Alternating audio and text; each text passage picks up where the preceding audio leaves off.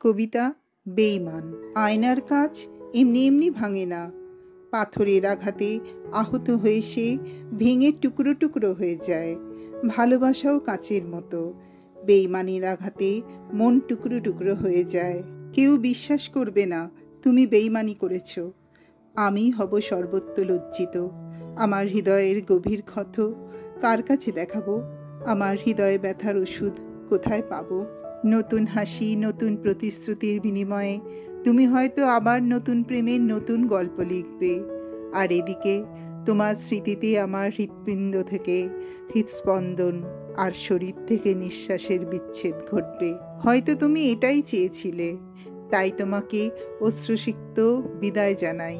কামনা করি সুখে থেকো, ভালো থেকো, সাবধানে থেকো। কেউ যেন তোমার সাথে বেঈমানি না করে। সারাটা জীবন আমার ছায়া আর আমার একাকিত্ব দুজনে মিলে কাটিয়ে দেব। কাউকে বিশ্বাস করার স্পর্ধা আর দেখাবো না।